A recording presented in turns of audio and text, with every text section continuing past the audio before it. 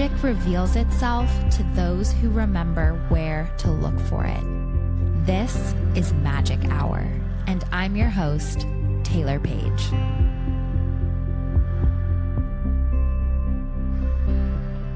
Welcome back to Magic Hour, my loves. Taylor Page here. And this is Claire, your producer. Thank you so much for joining us. I'm so excited to get into our episode today. It's all about astrocartography, which is basically the astrology of location and aligned locations and looking at your birth chart, looking at the map of the world. I'm just like, my Sagittarius stellium is rearing to go with this one. But there's a couple things I want to talk about up top before we get into the interview. And one of them is a follow-up to the November listener question episode when we were talking about auras. So I had this thought when we were done recording. My aunt is like always in hospice situations. She is a non-denominational reverend at a trauma hospital. She was the guest in episode 104, I believe. And she was telling me that a common occurrence in people who are transitioning, including my mom, because my mom reported this to my aunt as she was kind of in the in-between, is that people start to see colors that don't exist on Earth and that we can't perceive with our own understanding of color. And I got this message when we were done recording that we don't have the capacity to fully understand auras because we can't understand of process or conceive all of the colors that exist within our auras. Like we can only understand, what is it, Roy G. Biff or whatever, the like color spectrum. I don't know. I'm not an expert in it, but we can only really understand the rainbow and the shades within those colors. What's so interesting is that sometimes even in angel readings, I will get glimpses of colors that don't exist here on Earth. And the best way to describe them, it's so hard to articulate because it doesn't exist here, but it's almost like colors with different textures. It's like the texture makes it multiple colors at once, and it also has almost sometimes a metallic quality to it. It's hard to explain, and I'm sure I can't really understand all of it, but sometimes when I'm in very deep states of meditation or in certain client sessions, I'll get the briefest glimpse. I found it so interesting when it comes to auras, the idea that a lot of our aura is not perceivable by us because it exists in colors that are only understandable in spirit form. My mind is blown right now. That is so cool. And just also points to this greater thing that like we're only perceiving a small portion of what this full experience is. It's even like certain music notes we can't hear, like dogs can hear a certain thing that's like too high for us to perceive. And I don't know if there's a low one too that we can't perceive, but wow, that's just so cool. And that's something to look forward to because I feel like death is so scary, but that's something pretty cool to look forward to. Yeah, like the instances of near-death experiences and people who are transitioning and what people report about that is so interesting. I remember when my grandfather was starting to pass, he was talking about how his mom was sitting with him. She had been dead for like 40 years. He was like, yeah, my mom's right here. Like he would talk about that and talk like that. And so I think it's just so interesting. And I think similarly with the aura stuff and how we can't perceive all of the colors that exist, it's like how we also don't perceive the spirit world. Like the spirit world is right here. And so there's so much to reality that we cannot understand while we're in a physical body, or that we can only start to get glimpses of or hints of through our spiritual development and practices. And I really do believe people that were more connected to the land before the Industrial Revolution, before patriarchy, before the advent of modern religion, probably were so much more connected to understanding the fusion of the spiritual world and the physical world. And I think that we're in a moment where it's almost like how babies come in so connected. And then by the time you're an adult, it's like those ancient civilizations were the babies of human consciousness, like just naturally tapped in. And then as we advance and get older, as a species, we lose that connection. And hopefully we'll get to a place where we're like elders and we remember it again.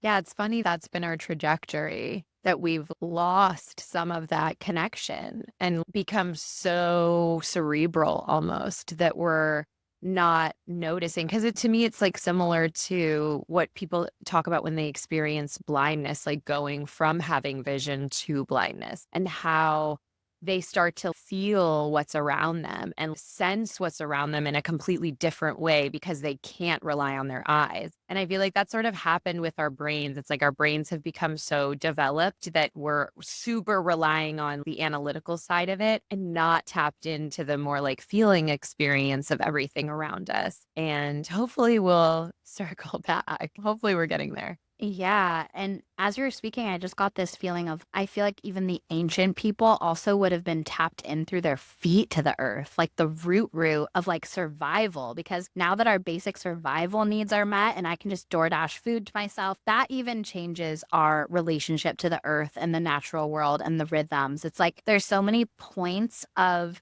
designed connection for us that we haven't had to utilize for so long that we have to actively work to reconnect with them so that we can tap into the full magic that our body has to offer. Yes, that's so true. I mean, probably most of the hummingbirds are familiar with the term grounding and how it's really impactful to stand on the actual earth with your bare feet and that you're connecting to like some sort of electromagnetic, maybe. I'm misspeaking, but you connect into the earth in a different way and it changes you physically. And even the experience of rising with the dawn and going to bed with the sunset. I heard of this amazing tribe that would start the day by running with the sunrise and like greet the sun as it rose, like running. And I mean, that must have been such an amazing, deep experience. And now we have light bulbs that can make it seem like it's day when it's night. And yeah, we're just disconnected from the natural world. And the way we get our food is so disconnected. So it makes sense that we have disconnected from the fullness of this experience and the fullness of the magic of this experience, which is kind of a shame. Yeah, I think we're coming to a place in consciousness where we're starting to remember. I just find it to be so cool when messages like that come through, where it's like, girl, you don't even know what the half of what your aura looks like because there's so much magic in the world that we don't understand yet. That to me gets me out of bed. Yeah, it's so exciting. And, you know, as someone who's never seen auras, it also kind of speaks to that of like, if auras are in colors we can't perceive, then it also makes sense that a lot of us aren't even necessarily able to perceive the auras at all. It's like a layer on top of our existence that maybe we haven't fully tapped into. Yeah, I think of the metaphor of light pollution. There is just this whole night sky with these amazing shooting stars and galaxies and nebulas and all of this stuff. And we can't see it because the more society advances and the more we build and the more light pollution it is, the more it covers up the stars, which throughout time have been inextricably linked to humanity and to our development and to navigation and to travel. It's like all of that. So it ties in so well with our guest today. But I think that sometimes we have to remember to turn off the lights, to go back to the basics so that we can see the stars. And it's just exciting to remember that as a collective, not just go through the motions every day forgetting that there's actually a huge galaxy right above us full of magic. Oh, and that's such a good example too. Like I live in LA and it's hard to see most of the stars. A couple of them come through. And I think your brain makes it seem like there are no stars tonight. But the stars are always there. Like the night sky is always full of millions of stars. We just are in a space where we're not perceiving them because of the light pollution or where we are or our consciousness, etc. So I think there's something really exciting about that, just like how the spirit world is with us all the time, whether we see it or not. The stars are with us. It's like a perfect analogy. Exactly. Like if the stars are our loved ones in spirit, our spirit guides, our angels, the light is like our mind, I guess, like the kind of clarity and the thinking. And it's like light has a place, but there's also a place for darkness so that we can see the stars. And I think that that is more of that yin, internal, reflective creation of sacred space. Yeah, I saw this story about there's like a type of worm that's blind. And they gave this example that this worm is surrounded by light right now, but has no idea and hasn't been able to perceive it. And I feel like that's so true of us to this degree. We are surrounded by so much that we have yet to tap into and perceive. We're just little blind worms trying to think our way through life. And our spirit guides are like, okay, you guys. Exactly. They're very patient with us. I appreciate They it. really are. Thank you, angels. Thank you, guys. guys. I'm sorry, I'm just a little worm. That is so funny. Speaking of the stars and the connection of how they guide us, I'm so excited to introduce our guest today. Helena Woods is a world traveling astrocartographer, author, and relocation astrology expert. Through her highly engaging online presence, online digital courses, popular published book, Flow Living, and her #1 ranked podcast, Cosmic Compass, she creates from her heart to inspire others to create magical lives in places they love. After having lived across the world while working with 2,000 clients doing locational astrology counseling, Helena is on a mission to educate, empower, and inspire others to connect with the energies of place using traditional astrology techniques. Places have stories, and using astrocartography, we have the power to unlock the potential of our own natal promise through relocation and travel. Helena's contagious enthusiasm and passionate heart reminds her growing combined audience of 120,000 kindred spirits to come back to their cosmic compass. Welcome, welcome, Helena Woods.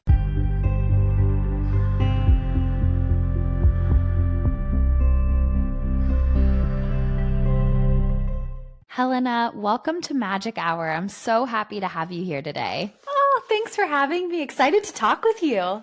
Yay, me too. So this question is one that you will be absolutely prepared for. It's how I always start the podcast, which is, what is your big three? Yeah, I'm a Taurus sun, Leo moon, Scorpio rising. So my sun is exactly opposite my ascendant. So it's like identity versus what I'm here to become. There's such a polarity there. Interesting. Yeah. So your son's in the 7th house. Very interesting. You know, Taurus is one of my favorite signs. I married a Taurus. I love a Taurus. As a Scorpio, I love Taurus energy. And so the fact that you have Taurus and Scorpio in your big three, I feel like we're immediate besties. I already love you. Oh, totally. I'm obsessed with Scorpios. Like every time I meet a Scorpio placement or Scorpio sun specifically, I just gravitate toward them because I have so much to learn from you. That's how I feel with Tauruses too. I'm like, bring me back to the joys of the physical world, please. Yes, exactly.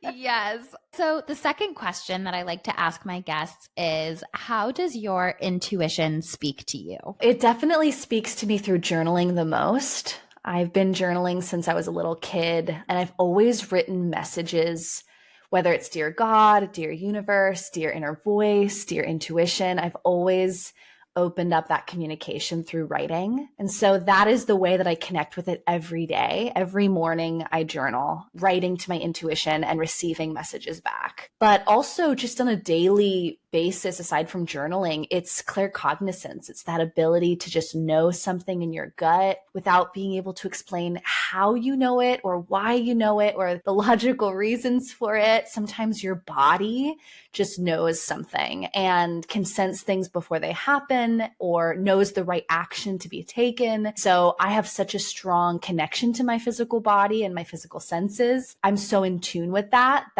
trust with the inner voice is so strong because I've opened that communication up and I've trusted myself over and over again. So it's really journaling and then that ability to connect with your body and understand what it's telling you. I love that answer so much. And actually, nobody has ever said journaling before. So I love that you introduced that because I'm sure a lot of people really resonate with that. Just to go a little bit deeper, when you're journaling and you feel connected to your intuition, does your handwriting change? Does your style of speech change? Do you just feel the words flowing through you? Like, how can you tell in those moments when it's your inner voice processing things or when it's your intuition as you're writing? Oh, yeah. It's so different. The voice is very different. It's always peaceful. It's always loving and it's always present moment focused. So it never lives in the future. It's never reliant on something like a metric or something tangible or specific. It's never living ahead of time. It's always in the here and now. And then it's always peaceful and loving. Whereas when I'm journaling, there's a lot of character and flamboyancy coming through my tone. But when it's my inner voice, it's just grounded. I think of it like a well, like you're receiving water just by lowering the bucket down. It feels effortless and like it's floating up. It's flowing up through the body. And sometimes my handwriting does change. It becomes looser, less like staccato, I think of. but it definitely goes into more of a cursive and a flow when I'm channeling or connecting with my inner voice. That's so beautiful. And the way that you described it as lowering a bucket down into the well is such a beautiful metaphor. I really love that. And it gave me chills when you said that. Thank you for sharing that. I love that so much. I'm so excited to get into our main topic with you today, which is astrocartography. I'm wondering if you can tell our audience what is astrocartography and also a little bit about your path to finding it. Yeah, astrocartography is the coolest thing ever. It's my favorite branch of astrology. There's so many different niches within astrology. There's horary astrology, there's electional astrology, so many different branches, but locational astrology is one division of astrology, and it's all about the astrology of place and location. And so how places have energies and places have stories for you. And astrocartography specifically is a sub branch of locational astrology that's all about mapping. So basically you have a map of the world that shows you where there are the most influential places for you, depending on what you're looking for. So whether or not you want to connect with a specific planet to achieve a certain goal, or just be in that energy of that planet and what it represents, or if you're looking to get something specific in your life, there are certain places that will provide that enhancement and that support for you in carrying out what you're looking for. And so your map has 44 lines all across it. And by traveling to these different lines, and you also have latitude lines too, which is a more intermediate thing, but you have all these lines and you can see specifically and pinpoint where exactly to be, depending on what you're looking for. And so when I learned about astrocartography, I had moved to France already, and I was living in France, and I was actually taking a walk in Amsterdam. It was my weekend, and I went off to Amsterdam. I was walking around listening to a podcast in the rain. I remember the moment where I learned about this, and I was listening to a podcast from a woman who's a YouTuber, and she was talking about Earth vortices, or like Earth vortex centers, or how certain parts of the world have these chakra points that hold energies for people. And I just found that subject so intriguing and so fascinating, because there's been so many places. I've traveled so much of the world by myself for so long. There's been always certain energies or stories that have come up for me when I've traveled to these places over and over again. I was so curious by this podcast that I just did a Google search of like, do places have energies? Do locations have energies? And through my Google searching, I found astrocartography. And so I got really into it starting in 2018, just for fun. I took a course on it. I read a few books on it. Never took it like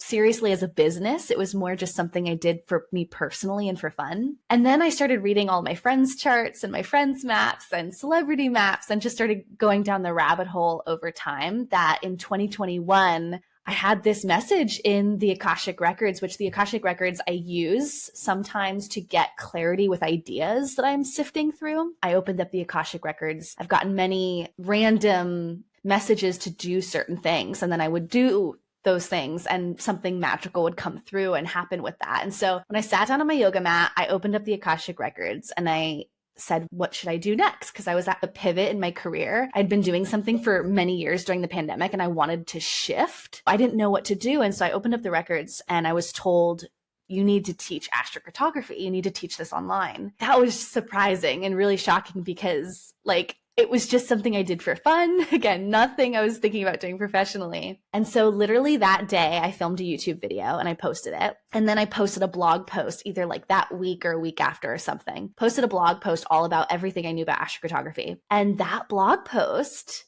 got picked up by the Google algorithm, like the search engine, SEO on Google, and it ended up being the top search result for astrocartography. And so literally within the span of like 4 months, my business just took off and I started doing client consultations full time. By the end of the year, I went from making $11,000 a year doing YouTube and being a YouTuber to 6 figures just doing astrocartography and specializing in location. And through those client consultations, I had gotten so much feedback on stories and examples of how things worked and going even deeper in my studies. And now I do it full time and I teach people this. I have a certification. It's basically I eat, breathe, and sleep it now. That's such an amazing story. And It reminds me a little bit of my own. I was a waitress, and on my 30-minute breaks with people, I would be reading their birth chart in the back room, whoever was breaking with me. And then on the weekends and after work, I'd be giving intuitive readings to everyone in the restaurant. It's so funny because we're the last people to be like, yeah, I'm going to do this professionally. But that joy and that hunger for knowledge and that addiction to it shows that this is soul work that we're meant to be doing, and we're already doing it. And so it's almost like we can't believe that there's something more beautiful than we could plan for ourselves with this work. I love that story so much because it really exemplifies to me being on your highest timeline of just finding something that really lights you up and daring to say yes to it. That's so beautiful. And I think it's so powerful that you had the bravery to follow that, especially because back in 2018 and stuff, this wasn't as well known as it is today. I started my business in 2017 and people were like, what's an angel reader? What's an angel reading? So I think that it's really cool that you went with it and weren't afraid to march to the beat of your own drum. Oh, yeah. And I always tell people, like, what are you Googling in your free time? Like when you're not working, when you get off your day job and you're at home, what are you searching on Google? What are the YouTube videos that you're always watching in your free time? What are the books that you're buying on Amazon? Because those little things, they're pointing you the way to your passions and like what you're curious about and what you want to go deeper on. And with astrology, it's just this never ending hole. You could spend your whole life studying it and there's still new techniques that you're going to learn. It's just so cool.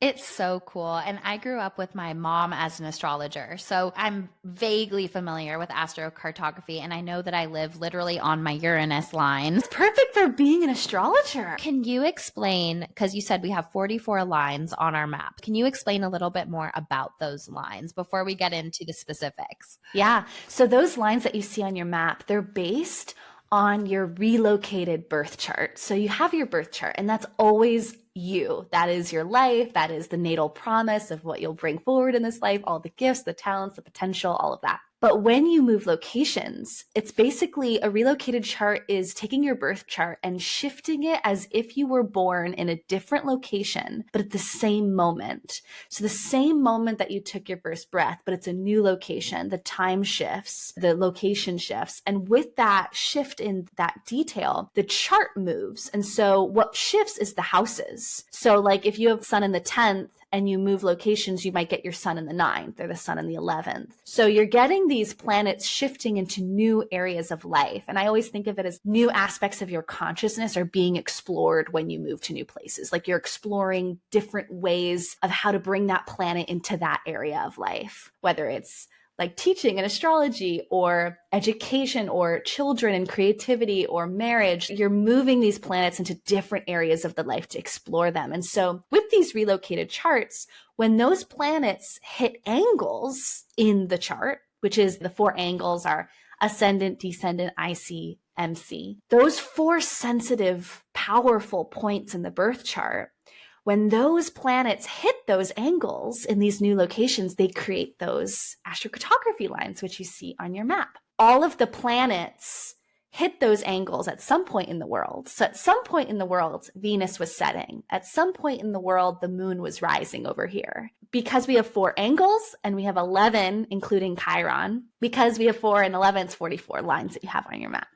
That's so interesting. And so when you look at your map and you have all the lines everywhere, what are the lines that are the most harmonious expression if you want to move somewhere or take a trip? What are the lines people can look for? Yeah. So traditionally, the best lines are the 2 benefics, which is Venus and Jupiter lines. Those are like the 2 supportive planets in astrology. And then also the sun and the moon, the 2 luminaries, can be really enlightening for people. People often feel very at home on their moon lines, and the sun lines can be really great for just self-expression, creativity, and like becoming who you are and your potential and your willpower. I will say though, it really depends on the person's planet. So for instance, if someone has, let's say Venus is fallen in Virgo. So let's say if someone has their Venus in Virgo and they have a square to Saturn, right? Like the Venus line probably isn't going to be the best place for that person to go to. So it really depends on what's your planet like in your chart? Because whatever is happening in the birth chart, that's happening on the map too. So if you go to a Venus line and your Venus is difficult, it's going to be bringing up elements of those Venusian themes. Doesn't mean it's a bad place to move to or bad place to live, but rather there can be elements of leaning into challenge and growth that can really come up on that line when you're on that Venus line. That's such an interesting, deeper layer to this practice, to look at which planets are in flow, in harmonious aspects in your own chart. What's so interesting to me is that living on my Uranus line is that, so on certain astrocartography maps, I see like almost a zenith of the line. And Los Angeles is literally the zenith of my Uranus line, and I'm right outside of LA. And what's really interesting is that I have Uranus conjunct Neptune in my 10th house. And so this spiritual career is so supported here in LA. And so that makes a lot of sense with what you're saying. Yeah. Oh, yeah. And so your Uranus Neptune conjunction, well, first off, that's a really magical like timeline that you came into this life on, because Uranus Neptune conjunction people, they came here to, one, help other people listen to their inner voices and their intuitions, like deep spiritual abilities and gifts, psychic abilities, intuitive abilities that you came into this life to share. But also you're part of a small, tight collective wave of people who are here to teach and kind of bring the collective consciousness forward in a new direction that's more about spirituality and connection and bringing new innovations to the world. And you said it's in Capricorn. Is it in your 10th? Mm-hmm. So your Scorpio sun's in your 8th, right? I have a big 8th house stellium of my sun, my moon, my Mercury, and my Lilith. Wow. I love that. And you're doing astrology. Are you doing it full time? Yep. Well, astrology isn't my main offering. I'm a psychic medium and angelic intuitive full time, and I do take astrology clients as well. Yeah. Oh my gosh, that's the 8th house, the psychology, all of that. And then the Uranus Neptune in the 10th. That's beautiful. I could definitely see you doing a lot of astrology with that placement. Yes, I have my Saturn, Uranus, Neptune, and North Node in Capricorn in the 10th.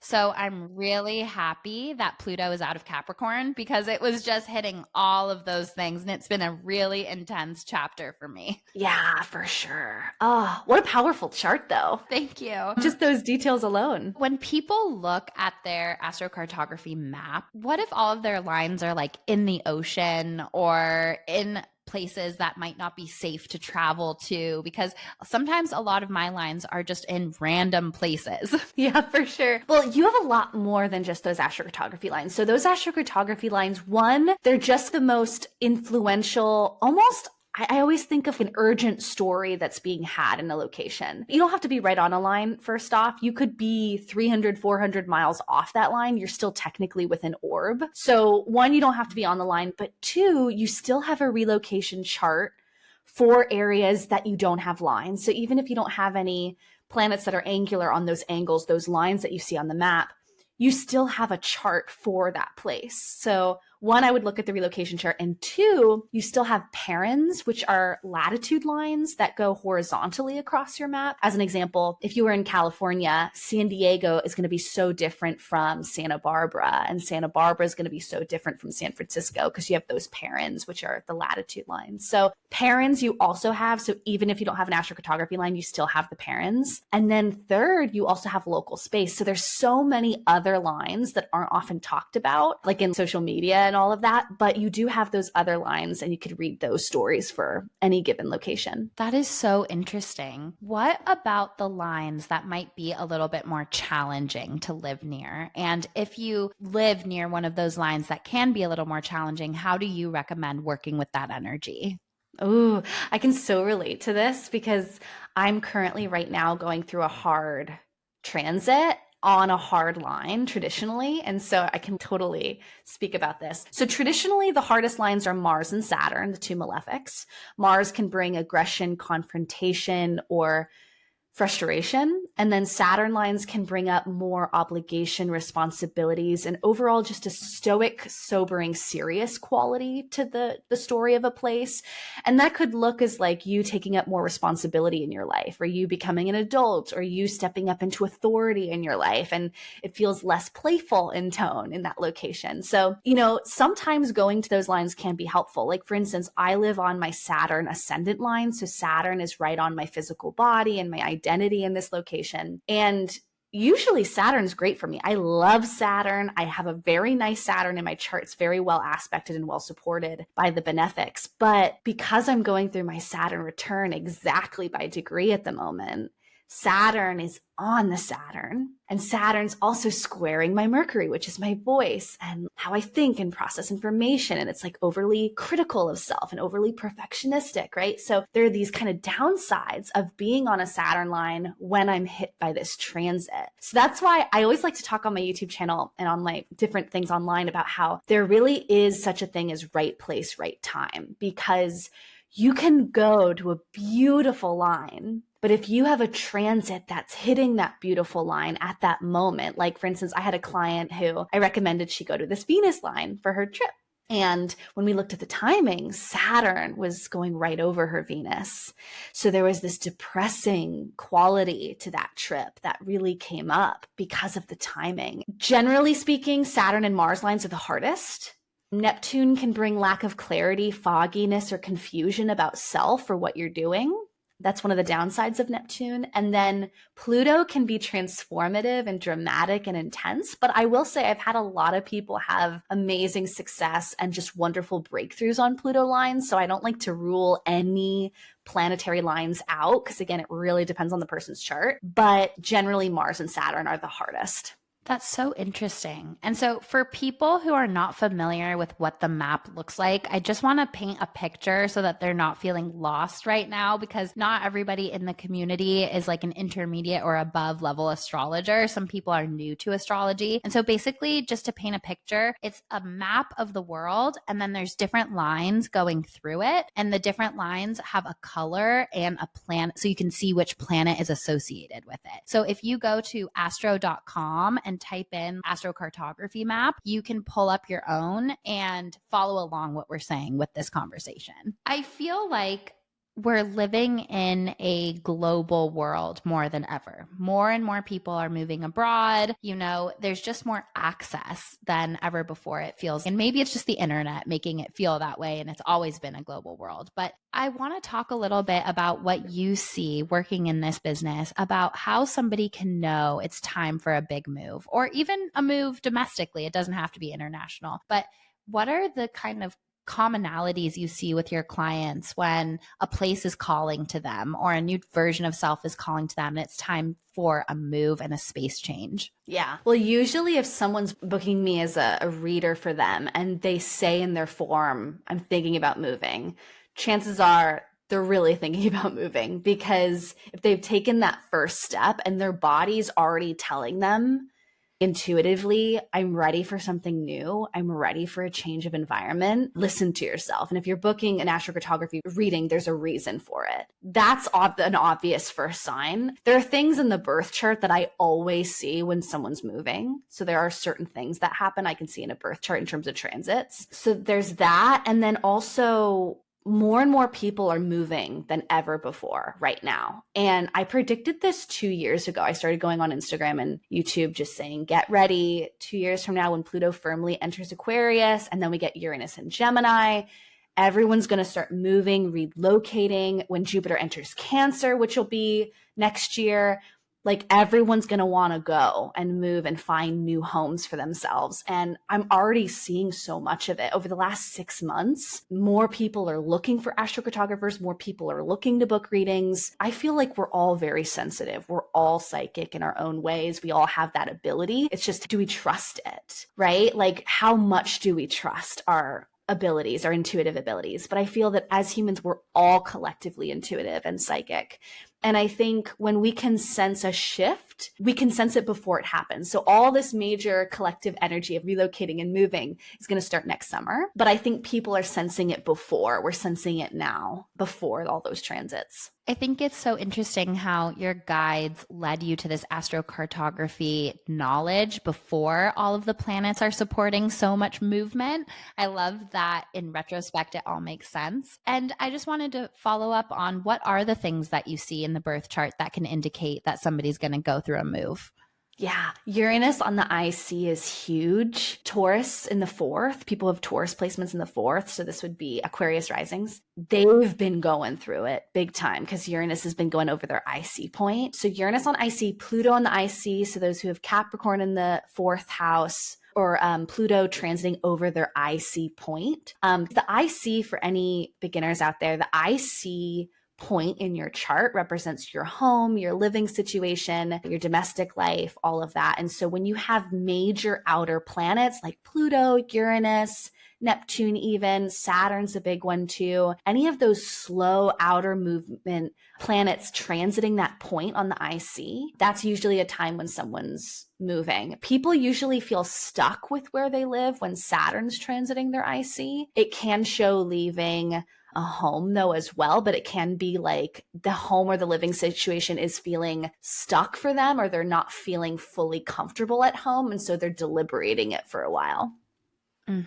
That's so interesting. So I want to talk about how astrocartography can be applied for love life, because I think there are certain locations that the planetary support is there to help you meet a partner. And I'm wondering if you can speak to that a little bit. Oh, yeah, for sure. The descendant lines are the biggest for that. So the descendant lines are, when you look at your map, it'll have a line, it'll say DS on the top, or some maps will say DC. But the descendant lines are all about people and others and interactions with other people and the connections you form with others. And I've noticed that when people meet their partner, either they'll meet them on that descendant line, or their partner will be born on that line. Descendant lines are huge. Of course, Venus lines, of course, Venus representing love, romance, beauty, relationships. Venus lines can be wonderful. Even if Venus is on the ascendant, there are stories with just Venus lines in general. Also, bringing it back to the point of timing, it's like when someone is going to these lines, like maybe they're planning a trip to one of these lines, and they're going when they have love transits, or the meeting of someone, or the arrival of a person in their life is being indicated in the transits. That's a really special time to go to those locations where you see those DS lines. That's so cool. And I believe you met your partner when you were abroad as well. And so how did astrocartography play into that for your story? Yeah. So I was born in San Diego and I moved to New York, and I met him in New York on my Mercury descendant line. So the Mercury DS line, I met him there. What's really interesting about that is I have Venus in Gemini natally. And so Venus, the planet of love and relationships, being in Gemini, Gemini is ruled by Mercury. And so this is one of my little secrets, my little ways of finding someone's unique love line in the world, because you have a bunch of them, but like that unique love line. And so my Mercury rules Gemini. And so my Mercury descendant line, the relationship line, is going right through New York. And it's also interesting because at that latitude in New York City, I was also on another love horizontal line, that like latitude line that goes through the city. I had a Venus Chiron parent line. And Venus Chiron is like rejection and heartbreak. And I went through all of that for years before I met him. And then the Venus Chiron, it was like, he is a teacher. Chiron is being a teacher. You know, it's very much connected to Virgo energy. And in a lot of ways, I like to say, like with New York, I went through my biggest heartbreaks of my life, but I also met my partner who like healed all of my love stories and all of that there. And also the transits, I had a lot of love transits going on at the same time when I met him in that location. Wow, I have chills as you're describing that. And would you say as well, everything that you went through with those Chiron Venus transits also prepared you to be the healer in the world that you are today? Absolutely. And like help other people heal their relationship to love and self and acceptance of self. It's just fascinating. And you know what's even wilder is my husband has Mercury, the same planet that I have in New York, on my partner. He has that on himself in that location. So he has Mercury on his ascendant, which is him and his identity and who he is. But I have Mercury on my partner. And so it's like such a cool swap that was there. And I see that a lot with couples when they meet each other. They'll have a swap, like one person will have that same line, but it'll be on the opposite angle of the other partner. So as an astrocartographer in practice, can you just tell us maybe a story or two about really cool synchronicities and like evidence of this work in your client sessions and how it pans out when they go to those locations? Oh, yeah. One of my favorites is, oh, actually, a friend of mine, she lived in Arizona, and I told her that she should move to San Francisco because she was looking for love. That was like the big priority for her. And I told her to go to San Francisco where she had some specific love activities happening there. And she's also going through major love transits this year. And so I was like, girl, we've got to get you to this location for this year because there can be an engagement, there can be a marriage, it can be meeting the love of your life. And she went out there. She met her partner and she's engaged. She just got engaged like 3 weeks ago. When I saw that, I was like, oh my God. And I've had so many stories like that where it's like, I'll recommend someone go to an island in Mexico or like a small town in Montana. And it's like a long trek for them, but I'll just say, just go around this time frame, this week, this month. And I hear back from them and they're engaged or they found their person. And I think those stories for me are my favorite, are the love stories for sure. Just because my son's in my seventh, I'm obsessed with love and relationships and all those things. So I think those are my favorite. But yeah, I've had some other things like a client, she had her Jupiter career line in Denmark, in Copenhagen, or somewhere in like Sweden area. And she had the North Node transiting that Jupiter on the career point. So the North Node was going over her Jupiter in that location. And so she got an award and had like a gallery for her art in that location. There's this huge opportunity to be seen and get success from just going out there. And she got the news. So I always like to say, the astrology doesn't make anything happen. The map is not telling you what you should do. It's not causing anything to happen. It's just a reflection. It's just a mirror of that which is already happening. So she would have gotten that award anyway. She would have had the gallery opening anyway. But the timing, by going to an astrologer, you're seeing the data, the detail, the evidence showing what is already happening. It's cool for confirmation, you know?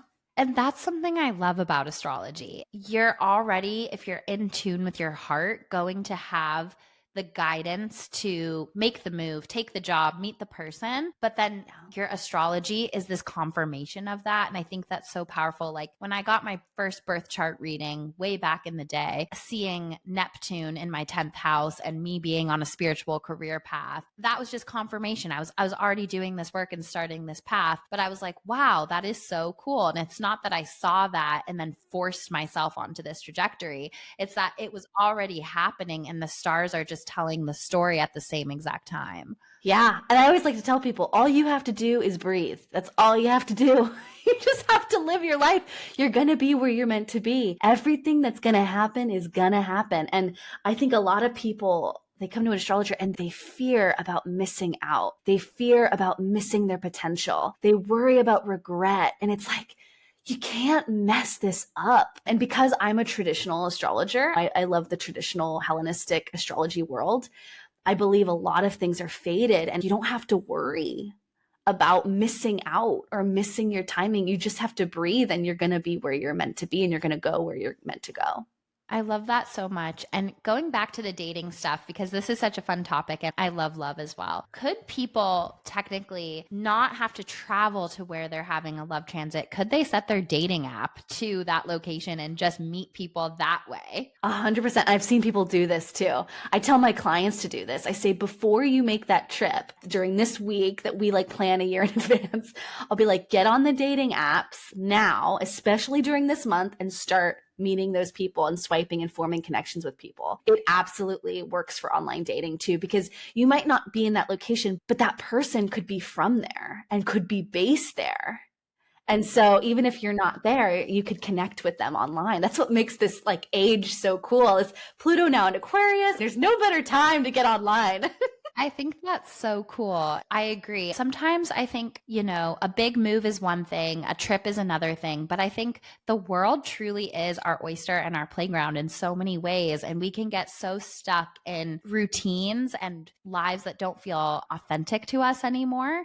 And maybe it's just my Sagittarius stellium, but I really do believe that we are meant to experience different versions of ourselves. When you go on a trip or when you're in a different location, you're not in the routines of your day to day and your work. It's almost like you get to decide and co-create with the energy of that location who you are authentically here and now. And I think that's such a powerful journey of initiation. And there are certain places that we travel to where it's like, oh, I haven't felt this feeling in my own heart in a long time. And it's like how different people bring out different sides to us. Sometimes we can lose that sparkle of feeling like ourselves. And sometimes a location that we're in has lost the medicine. It's like it was the medicine we needed for some time, but now that medicine is outgrown and it's time for a change. And so I think that it's really beautiful to say yes to the medicine of a new location and the version of self that's asking to come out through that. I will say in my intuitive readings, more and more people than ever before are looking into moves. So I definitely see that pattern as well. And I can tune into the locations of where their angels and guides are telling them. And it'd be so interesting to cross-reference that with their astrocartography. I think there's the rule of thumb that I want to share for if you're considering a move is, are you considering this because it feels lit up and joyful and exciting and like a full heart yes? Or are you running from what you don't want or trying to escape from what isn't working? Because then the location will probably just present those lessons in a new way. So sometimes in my client sessions, it's not really about the move to Spain. It's about everything that you're fantasizing about who you'll be there versus who you are here now. So I think there's also like a delicate spectrum of, does it feel like a full body yes to go on this adventure, even if it's a little bit scary and unknown, it just feels exciting? Or does it feel like something that you should be doing and you're just taking a stab in the dark because you feel stuck and lost in where you are now? And a lot of people just assume that if they move, everything will be better. And that's not the case. You can enhance a lot of your life by looking at your map and your charts and all that. But you've got to listen to yourself and like that inner voice, the intuition, the peaceful presence. That always is like, for me, it's number one. No matter what a chart says, no matter what a map says, I am always going back to myself and honoring the inner voice. I will say though, on a realistic front, I think a lot of people do want to move too because of like basic realities. Like for instance, for me, I moved to France. The quality of the food here is unreal. Every time I go back to the US, my body can't take the food. My body breaks down from just tomatoes and lettuce and just like basic things. And so, you know, I think also just getting in touch with your values, what is important to you. And I don't think it's running necessarily for everyone. I think some people genuinely want to create better quality lives for themselves, whether it's healthcare or education or cost of living, like being able to not work like a dog and barely have enough money to get groceries and pay your gas. Like a lot of people want to live better quality lives. And so I really support people for wanting to look elsewhere because I think society shames us for wanting to go. A lot of people say it's running, but it's like a lot of people just want to create better quality lives for themselves. And after moving to France, I understand why people do it. And I didn't before, but after living here, I'm like, I totally get why people immigrate, why people get new citizenship, why people move. I totally get it, you know? Same here. And I'm all for it. And it's my dream to live half in California and half in the UK. Like I feel so drawn to the UK. I could not agree with you more about the food quality. I could not agree with you more about like guns in schools and shootings and thinking about becoming a mom and school lunches. It's like there's so much with the United States that's so problematic. Yeah, definitely what I was describing with that was not the will to create a better life for yourself. I think that comes from the full heart yes place. It's more of, are you moving because you genuinely want to move, or are you avoiding some deeper work within your circumstances that will then just follow you to wherever you move? For sure. Yeah. Yeah. But no, I completely agree. And I am such an advocate for healthier food and healthcare, all of those things. I could not agree more. I feel like, especially with certain other countries, there's like human dignity of basic quality of life that does not exist here. It's like here we're just economic units to our government that if they can make an extra 30 cents by adding lead as an ingredient to something, they will. And that's an exhausting place to be. So I understand why as more and more people are waking up in consciousness, there is a mass exodus because they're taking the power back over their own reality. And I'm a total fan of that. And I think astrocartography is such a magical tool to help them find where their most aligned place might be. Exactly. Yeah. And I've had so many clients over the last year just feel like they're on a hamster wheel. They feel like it's never ending, like it's a race and there's no slowing down. I think people desire to slow down. There's so many things that could be that, whether it's the job, whether it's the systems and structures that support them, who knows what it is. But also astrocartography can show you some of the best places to slow down as well. But yeah, I have noticed like an uptick specifically in the last 6 months, but over the last year where people are tired. And I do wonder if it's that Saturn, Neptune, and Pisces, that conjunction that's been going on for the last year of the desire of getting burnt out and people getting more tired and feeling that heavy slowness. The energy will ramp up again once all this moves into Aries. But for right now, I think people are feeling that desire to want to slow down and not feel so heavy. Absolutely. I could not agree more. So, what about areas of your map where there are no lines, where it's just open? What about the energy there? I like these places because they can be kind of spacious in feeling. Like sometimes if someone wants to create something or have that slower, more spacious quality, like presence to the energy of the place. Some people might really like this. If you're a painter or you're a writer and you just want a quieter, less urgent story happening, because those astrocartography lines, they're powerful, they're influential, they're dynamic in energy, and they can feel like there's an urgent story to be had here. There's something to be done here.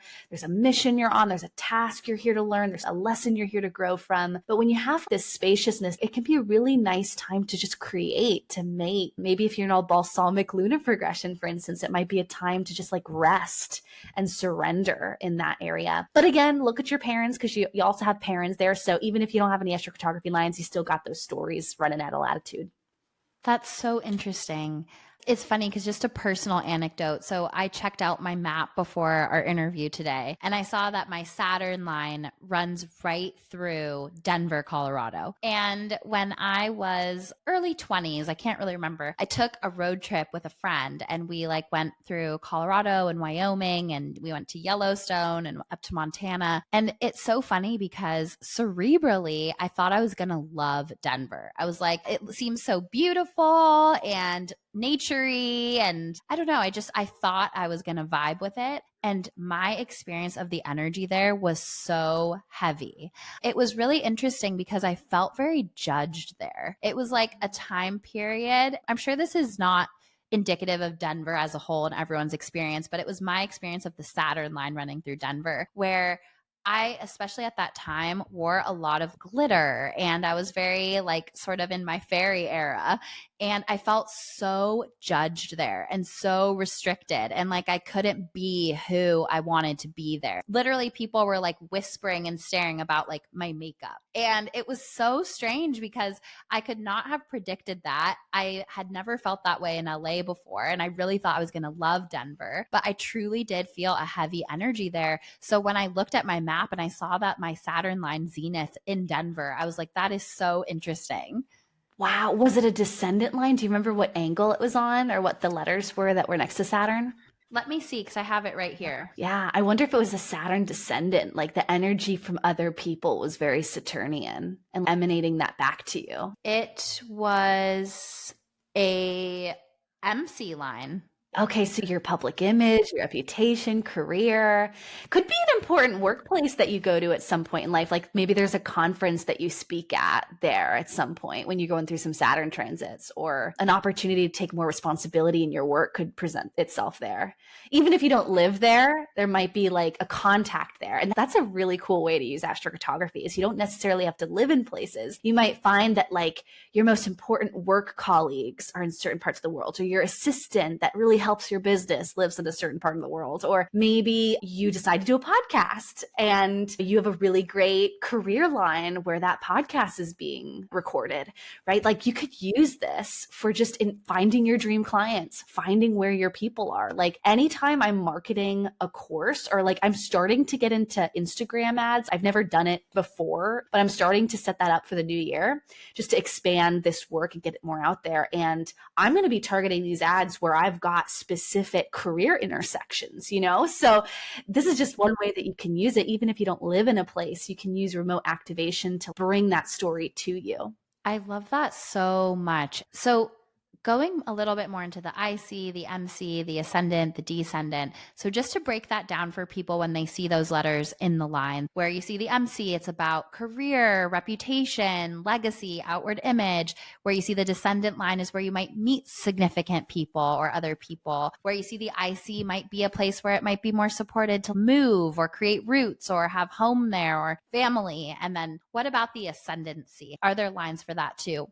Yeah, the ascendant is the most personal because it has to do with you and your identity, and it's also your physical body. I really think of it as exploring your potential, like your purpose within self, your goals. It's a great place for achievement as well, but it's less public focused and it's more about you being on your soul journey and exploring who you are and bringing that out. So ascendant lines are really special because it's really about you. So does each planet have a different line for each point in the chart? So say, for example, you wanted to go on a solo trip to write a memoir. Maybe you would look where your Mercury ascendant line was. Like, is that a good example of using it?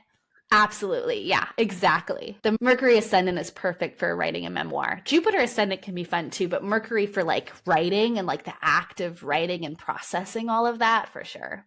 This is so fascinating. I never realized all of the facets to astrocartography. I just had a very limited knowledge of it. So it's so cool how deep it goes and how personal it is to what's going on in your birth chart. Like I said, I have that Capricorn stellium. So I'm sure at that time in my early 20s, Pluto was transiting my Saturn most likely, and it was extra kind of intense and asking me to stand in my power. Oh yeah, definitely. That was when you went? Like 10 years ago or around there. So Saturn was, or Pluto in Capricorn. Yeah, so you might find it's an easier time. Like maybe next time you want to go there, you'll have Venus. Maybe when Venus is going through Capricorn will be a nice time to go revisit if you ever wanted to go back to Colorado, or going when you've got some nice transits and maybe not like Pluto hitting your Saturn can be intense for sure. Yes, absolutely. That's so interesting. And so the last thing I want to ask you about is coming into 2025, there's so much planetary shifting coming up. And I'm wondering if you can just speak a little bit about the outer planets that are moving in 2025.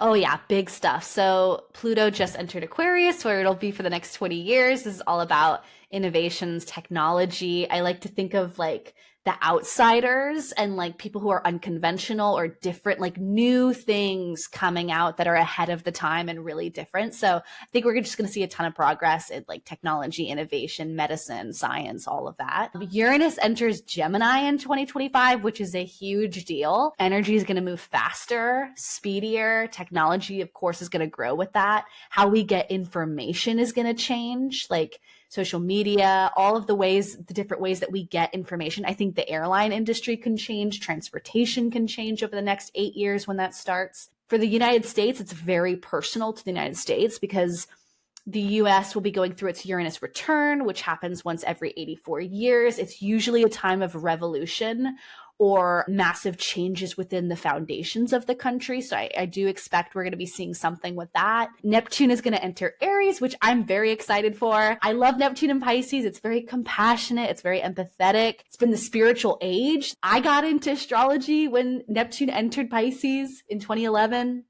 A lot of people like manifestation, law of attraction, all the spiritual things have just grown since 2011.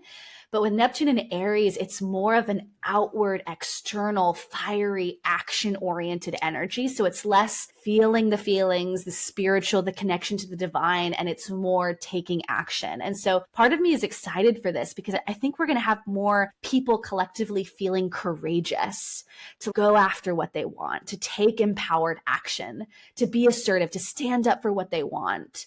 And I think like that vibe shift is collectively, we're all going to be sensing it. There's just going to be a tone change. And then when Saturn also enters Aries, that can be a little bit more challenging once we get into 26. But that's, I think of boundaries or skepticism within a lot of people feeling skeptical of things, fighting more conflict in 26. So I'm a little bit more cautious of that. But yeah, basically the overall picture is we're entering fire and air and we're leaving earth and water. So it's less muddy and like internal and feeling and going deep into the mud. And it's more speed, fast. It quickens the pace. It's very external and active. It's going to be so interesting to see how that manifests, because when planets move into Aries, it also represents just a completely new cycle. Like Pisces is the final sign, and then it goes through the birth canal back into Aries. And we've all gone through such intense journeys collectively. And you can even feel it as of recording. Pluto just moved into Aquarius. You can feel there's a bit of a lighter energy in the air. It's like a little bit, you can feel it if you're sensitive, how it's already starting to quicken. Yes. And I'm excited for that. I'm excited for like new energy.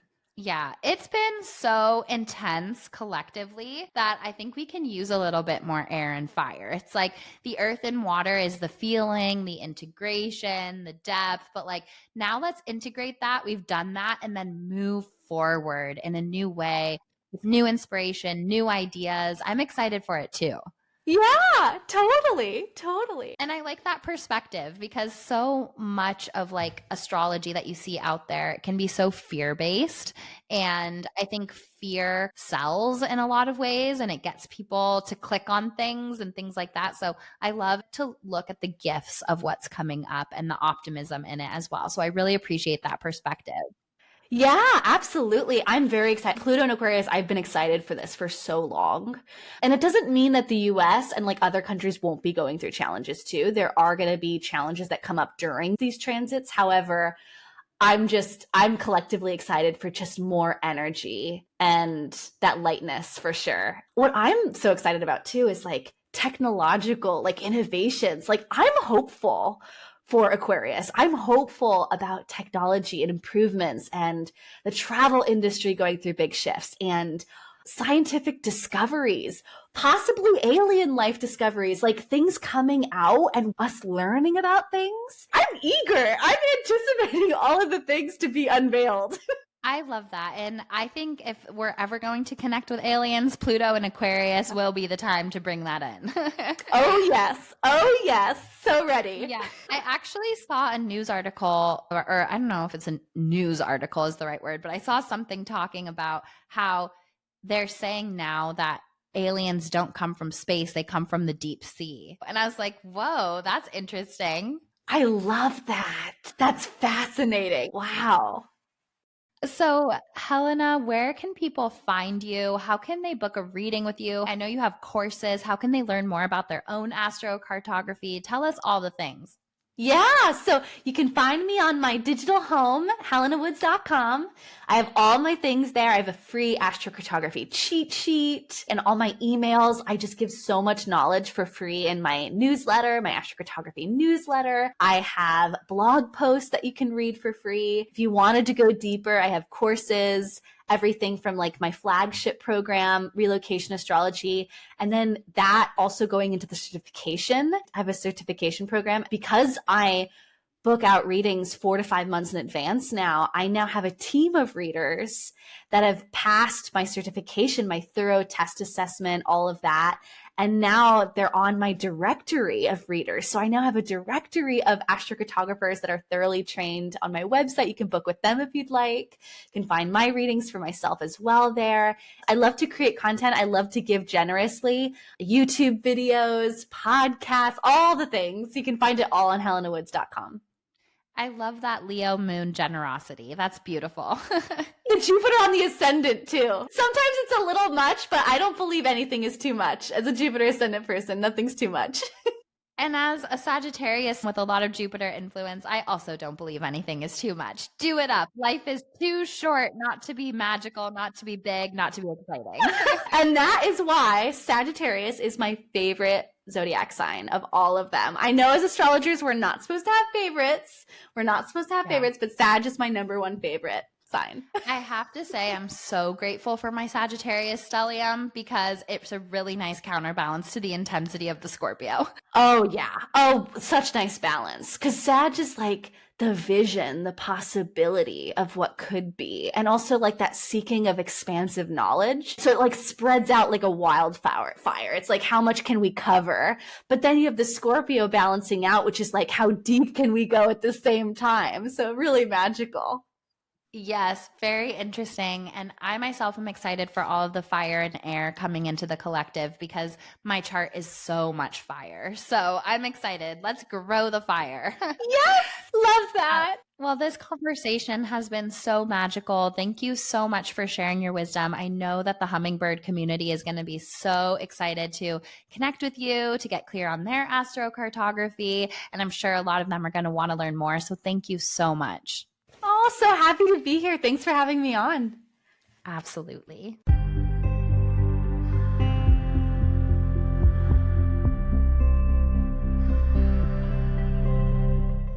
Welcome back to Sitting with Spirit, my loves, the part of the podcast where I sit with our angels, our guides, our ancestors in spirit and give the messages that want to come through. As always, take what resonates, leave the rest. And if you know somebody who could benefit from this message and you have a feeling that it's for them, please send it their way. So as I was starting to tune in to our angels and our guides, I got this feeling to pull a tarot card, which was interesting because I usually don't do that for Sitting with Spirit. I usually just tune in and write down what I'm getting and then report it back. But I just went with it and I pulled a tarot card. And interestingly, I pulled the Eight of Wands, and that is the card of travel and Sagittarius energy.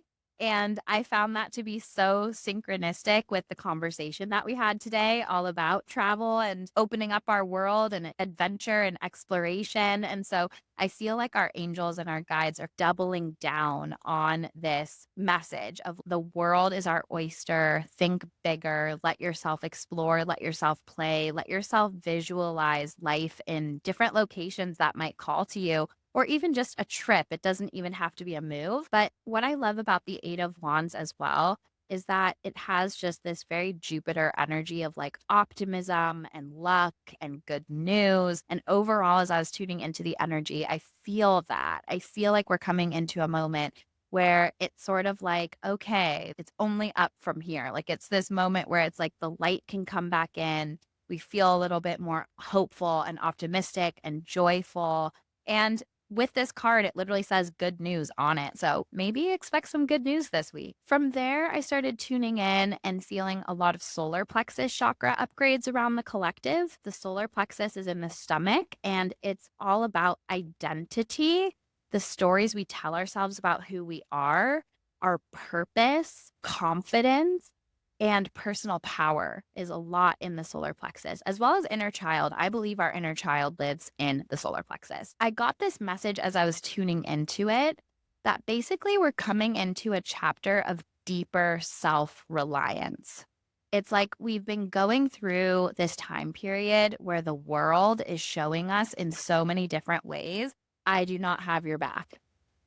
And it's like these solar plexus chakra upgrades feel very empowering because it's like, yeah, but I have my back and I'm a version of self now that can hold me in a way that is so powerful and nervous system regulating compared to the way I was looking for myself to be held externally.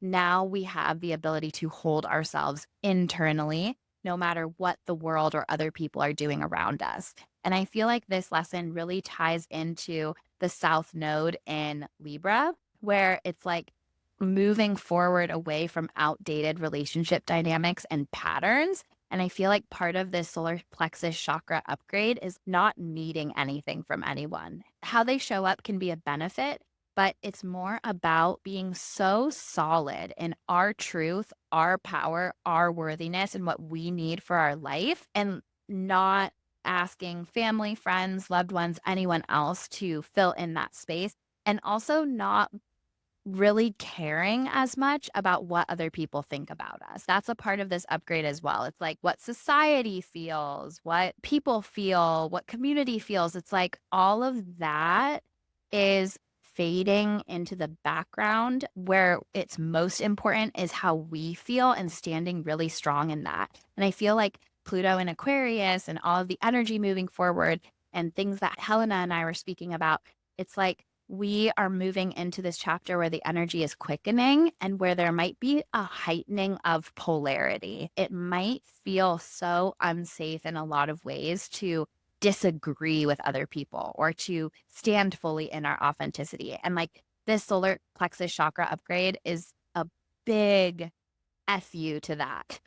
It's really saying like, no, I have me. I'm in charge of my life. And the image I was seeing, which was so interesting, was this knight on horseback charging in. And it was this like white knight energy. And I feel like we're almost embodying that for ourselves. It's like not waiting for the world to save us or anyone else to save us, really standing in our power of what we will accept and what we won't, and taking that information less from a betrayal or heartbreak or intensely emotional place and more from a, okay, this is like information. Now, how am I going to charge forward in my power and respond to that within my worthiness? So having our own back is like a really big theme, and it feels energizing and empowering, and it's trickling up to the throat chakra. And that's like the other part of the energetic upgrade this week. Speaking our truth, of course, but also being radically honest with ourselves, because sometimes we can lie to ourselves or spin stories to ourselves or tell ourselves stories that aren't quite accurate anymore. I think another part of this is really examining the stories we tell ourselves about who we are, the world, and say, is this actually true? Because as our solar plexus chakra upgrades, the way we see ourselves is going to change. Our stories of self is going to change. Perhaps our purpose might shift and we might come into a new chapter of exploring a different facet of our life purpose. And that's going to affect our throat chakra, how we express ourselves, and our deeper truth. So it feels like this fire element of forward momentum. Like we've done the integration and now it's time to move forward in a new way. We've been doing so much processing. And then when I was feeling into that message of having our own back, I saw the witch's hat, and I feel like part of this upgrade moment, this having our own back and this fire, is this trusting our intuition, is this coming back to the magic that lives within all of us. And if you're here as a part of the hummingbird community, it's no accident that you're here. It's no accident that you have a hunger for this knowledge and that this knowledge resonates with you.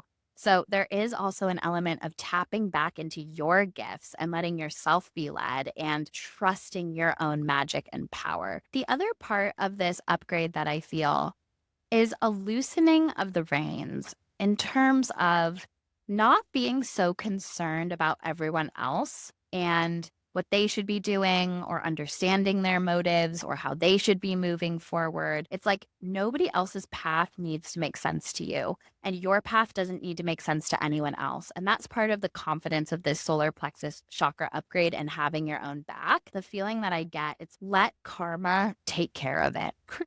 Like, we do not have to be the fixers. We do not have to be the tally keepers. We don't have to be the teachers for everyone. Let karma, let time take care of it. And Saturn is the planet of karma and time. It's interesting that it rules both. So that's the feeling that I get. It's like justice will be served, karma will be served. Take yourself out of that, because constantly worrying about other people's lessons or their experience or their path is robbing you from what's in your control here and now and the joy of the present moment. And so as much as possible, this solar plexus upgrade is taking us to a place where we feel regulated enough in our nervous system to stand in our truth, regardless of what people think about it. So this feels really, really, really powerful. I remember maybe by the time this comes out, it will be a month or two ago, in a sitting with spirit, in many sitting with spirits, I was talking about the path and how only this next step forward was illuminated, and then the next step, and how we only could focus on exactly where we are now and where we're going. And then there was a sitting with spirit where it's like, whoa, now that path is actually gone. And instead, in its place is a womb space portal of rebirth. And so it was really interesting because when I tuned into this sitting with spirit, I saw a new path emerging and it was more lit up than ever before. And it gave me this feeling that we're starting to get to a place in our journey and our integration where we actually can see new ways forward, where we actually can make sense of a lot of the lessons. And then from there, create a new plan for ourselves or a new energetic strategy. And so I felt this kind of hopefulness around a new pathway emerging based off of the rebirth moment that we've been going through and the intensity that we've been going through. We're starting now to understand and integrate those lessons. And now we can be like, actually, yeah, I can see the pathway emerging. I can see the way forward in a way that we couldn't before. And so that feels really promising and really exciting. And gives more hope for the future. So as I was starting to tune into our loved ones in spirit, I did have a grandmother in spirit coming through. Felt like a paternal grandmother, and she was lighting up her ovaries, and I felt like there was a connection to ovarian cancer. And she was also showing me that she had a little dog. It looked like a little brown dog that was always with her. And then she was also showing me this, I want to say a gramophone. I'm not sure if that's what it's called, but it's like one of those old record player things, but it's like one of those big things. And it looks like a gramophone. And it's like she was always playing that, or there was always a connection to music with her. And I feel like in her day, she would have gone dancing and been fun and been the life of the party. And it just felt such a light, beautiful energy with her. Like she liked to have a lot of fun. And then she was also showing me these like big boats and being near the water and being on boats. And I felt like her husband might have even had a connection to the Navy or been on boats a lot professionally. There was something there with the water and boats. And then she was also showing me a mixing bowl. And I felt like there was something about her recipes and baking, a connection there with her. And I was being shown like muffins, but they looked like a particular, like an interesting mix of things. Like it wasn't just blueberry or it wasn't just banana. It was like an interesting mix of things, like walnuts and blueberries and chocolate chips. I don't know what that is, but it's like an interesting type of muffin that she would have made. And I do feel like she's with her husband in spirit who passed before her. And so one of her biggest message is not to sweat the little stuff. Don't sweat the small stuff in life. And I feel like her energy was this like fun, almost like a party girl in her day and age. And I feel like that was her secret to happiness, was like not sweating the small stuff. And it's so easy to get caught up in the small stuff and to let the small stuff turn into big stuff in our mind. But her message for the collective today is like, just dance through life as much as possible. Don't sweat the small stuff.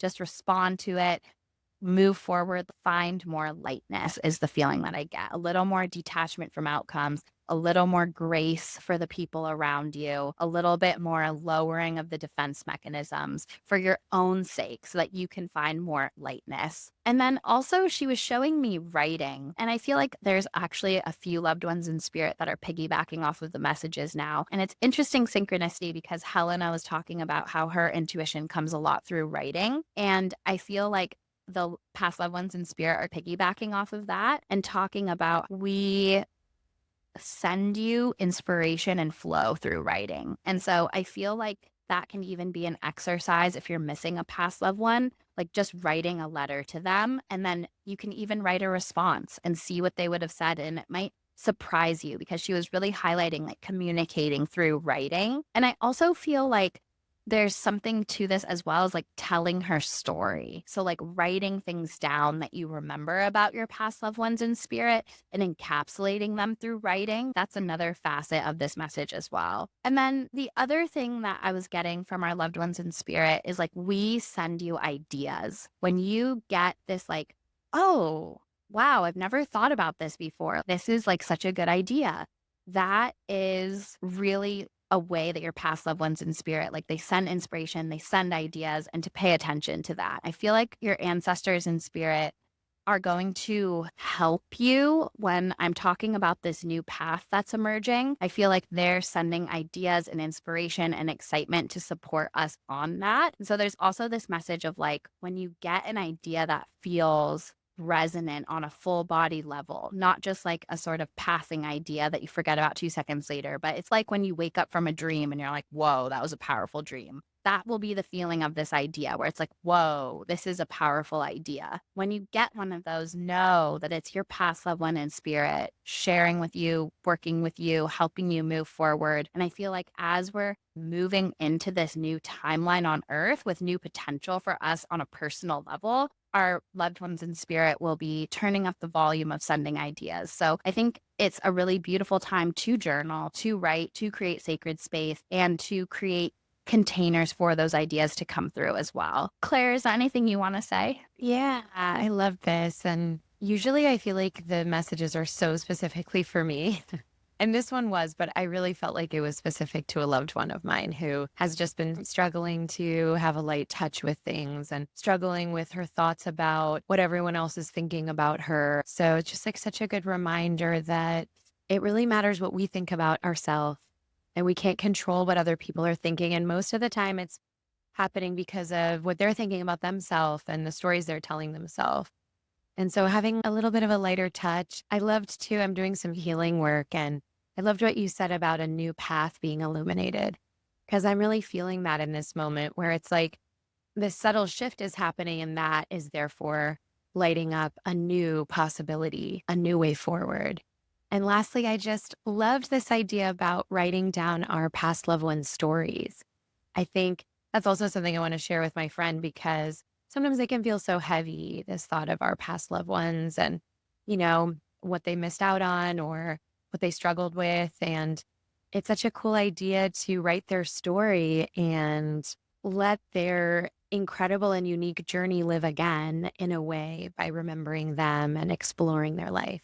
Absolutely. And I think also, living in this time of social media and being online, it really highlights, because fear sells, it really highlights like everything that's wrong with the world and how scary the world is and how intense the world is. It's like we're in this cycle of fear that is specifically designed to get us to engage with it. And I think what's really interesting about this grandmother who came through is she was giving me this feeling of, we've lived through World War II. Like, we've lived through women not being able to vote. We've lived through things that the modern day media machine would have a field day with amping up the fear. And it's unique to our generation that we have so much media in our face about the fear.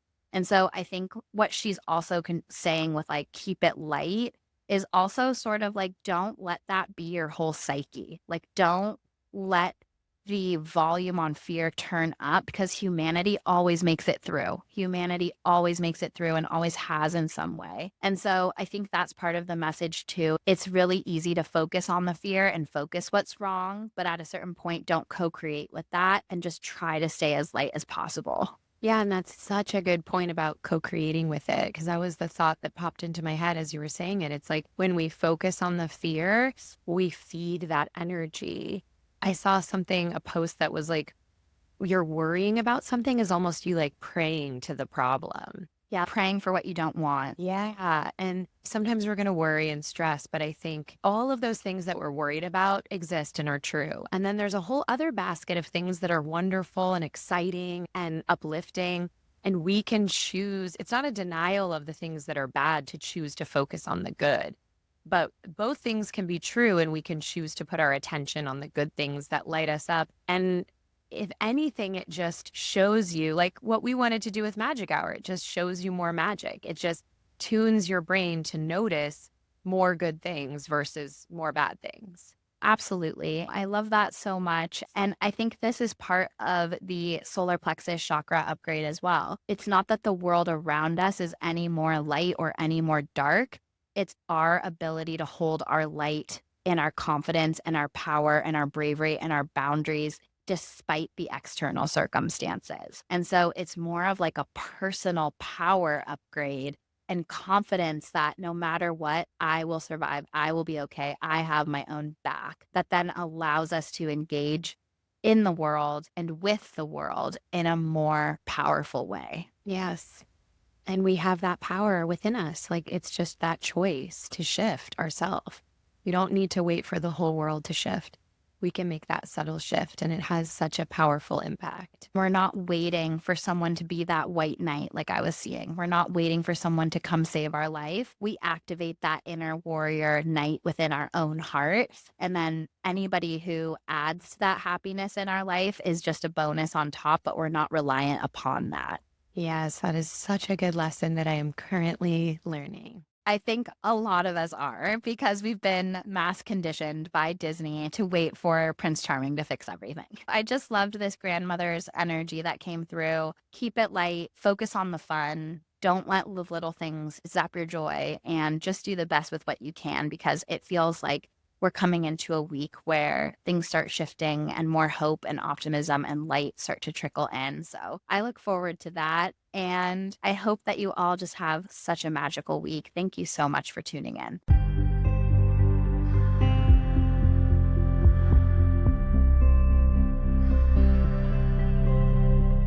For more information on Taylor and her work, go to angelsandamethyst.com or connect with her on Instagram at angels_and_amethyst. She is the one verified account with this name and will never DM you for a reading. If you have any questions about intuition, spirituality, angels, or anything and everything magical, please email contact@magichourpod.com. We will answer listener questions once a month in our solo episodes. Are you an aligned business owner that would like to advertise to our beautiful hummingbird community? Please email contact@magichourpod.com. Make sure you're subscribing to Magic Hour so you never miss the magic. And don't forget to leave us 5 sparkling star reviews. They help more magical people find the pod. Please screenshot and email your 5-star reviews to contact@magichourpod.com, and we will send you a free downloadable angelic meditation and enter you to win an angel reading with Taylor Page. The next giveaway will happen when we hit 166 5-star reviews. Thank you for listening to Magic Hour with Taylor Page. Remember, you are magic.